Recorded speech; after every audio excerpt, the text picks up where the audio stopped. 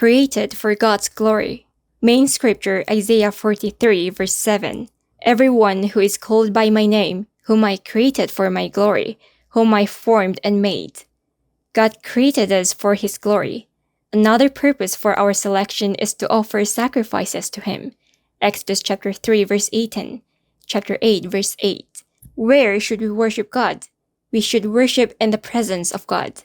Exodus chapter 5, verse 3. To serve the Lord in the gospel.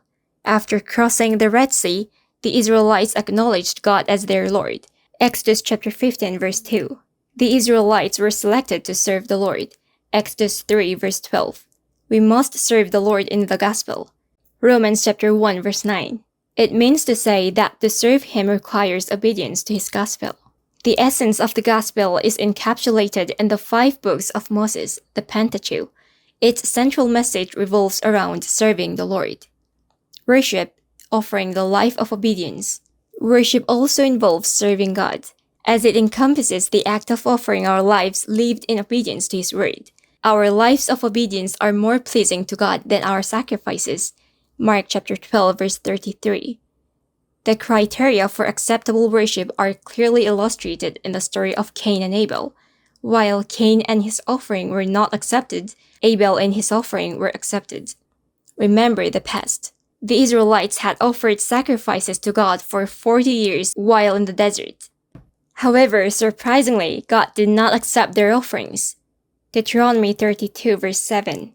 Remember the days of old, consider the generations long past. Apostle Paul made a concerted effort to vividly recall the events documented in the Bible. He urged his brothers to do the same. He emphasized the importance of remembering the fact that most of their forefathers were scattered over the desert. 1 Corinthians chapter 10, verse 5, due to their 4 major transgressions: idolatry, sexual immorality, testing the Lord, and grumbling. 1 Corinthians chapter 10, verses 7 to 10. 1,400 years passed when Paul urged his brothers to remember the events involving the Israelites. Still, he advised recalling those events to prevent them from meeting the same fate as the Israelites. Merely knowing God's word is not sufficient. We must also put it into action.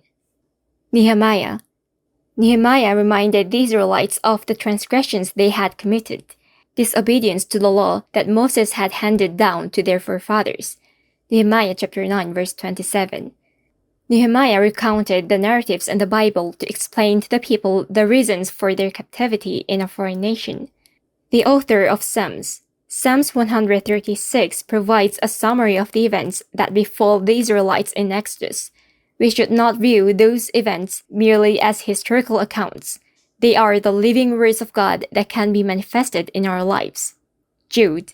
Similarly, the book of Jude recounts the past event, how the angels who did not keep their positions of authority and abandoned their own home were kept in the darkness, bound with everlasting chains for judgment on the great day.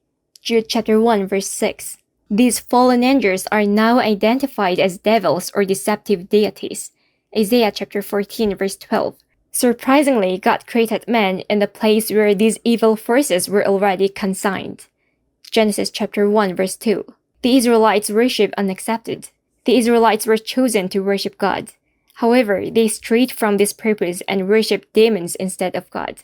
Deuteronomy 32, verse 7. Deuteronomy 32, verse 29. If only they were wise and would understand this and discern what their end will be. God despised their offerings because they were not acceptable. Amos chapter 5, verses 21 and 22. Their disobedience to His word made their offerings unacceptable to Him. The result of their unacceptable worship was their exile to Babylon. Acts chapter 7, verse 42.